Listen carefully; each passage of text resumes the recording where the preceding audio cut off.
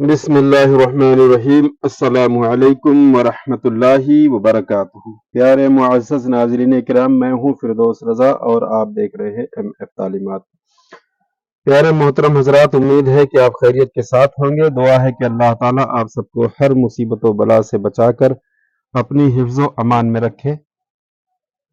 آج اس ویڈیو میں آپ کے سامنے جنازہ کے تعلق سے کچھ اور باتیں لے کر کے آیا ہوں، جس میں کہ جنازہ پڑھنے کا طریقہ کیا ہے اور جنازے کی نماز میں کیا کیا شرائط موجود ہیں، جنازے کی دعا کیا ہے، بالغ کی جنازہ کی نماز میں کون سی دعا پڑھی جاتی ہے اور نابالغ کے لیے کون سی دعا پڑھی جاتی ہے۔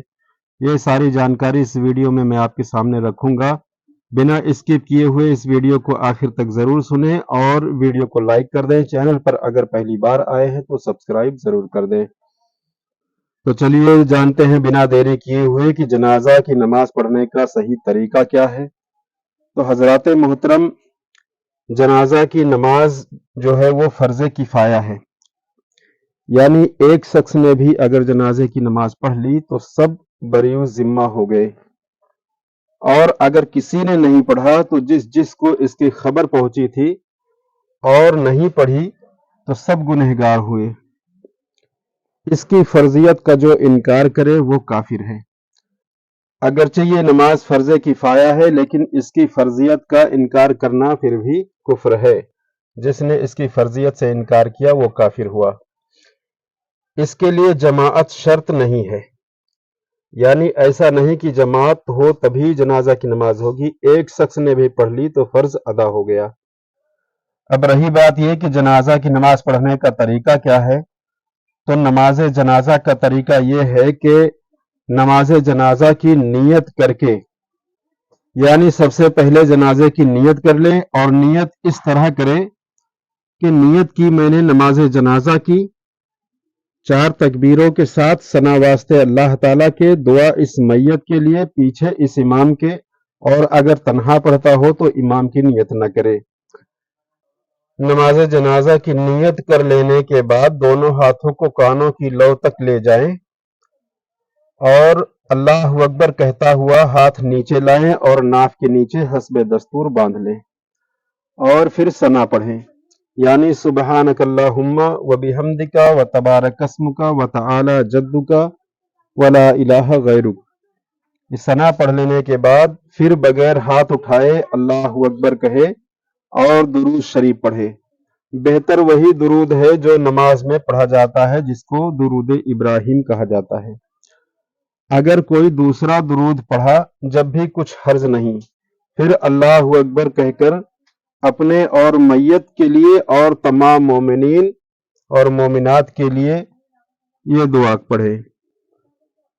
دعا یہ ہے: اللہم اغفر لی حینا و میتنا و شاہدنا و غائبنا و صغیرنا و کبیرنا و ذکرنا و انسانا، اللہم من احییتہ منا فاحیہ علی الاسلام ومن توفیتہ منا فتوفہ علی الایمان۔ پھر اللہ اکبر کہہ کے سلام پھیر دے۔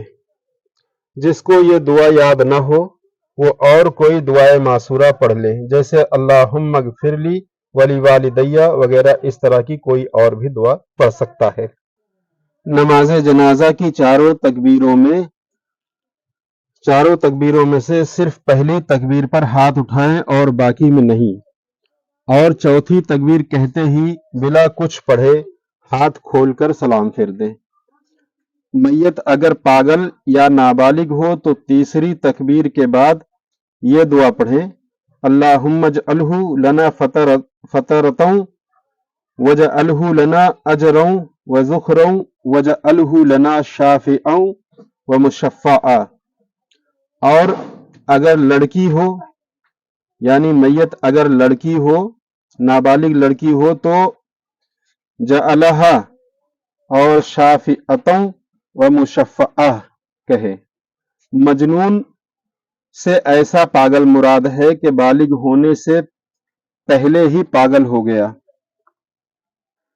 جب سلام پھیرے تو سلام میں میت اور فرشتوں اور حاضرین نماز کی نیت رہے۔ تکبیر اور سلام کو امام ظہر کے ساتھ یعنی آواز کے ساتھ کہے اور باقی تمام چیزیں آہستہ پڑھے۔ نماز جنازہ میں رکن یعنی کہ فرض 2 ہے۔ چاروں تکبیریں اور قیام اور سنت موقدہ 3 چیزیں ہیں۔ اللہ تعالیٰ کی ثنا، درود شریف اور میت کے لیے دعا۔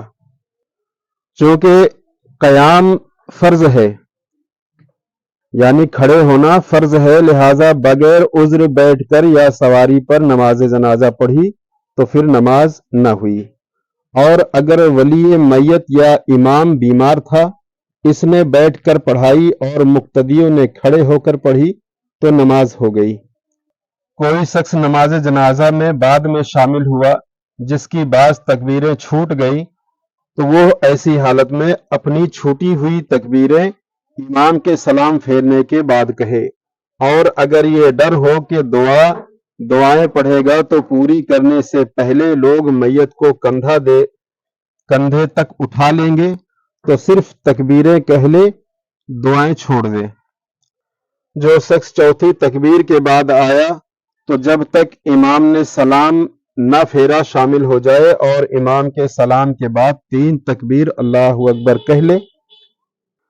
جن چیزوں سے تمام نمازیں فاسد ہو جاتی ہیں، نماز جنازہ بھی انہی چیزوں سے فاسد ہو جاتی ہے، سوا ایک بات کے کہ عورت مرد کے محاذی ہو جائے تو نماز جنازہ فاسد نہ ہوگی۔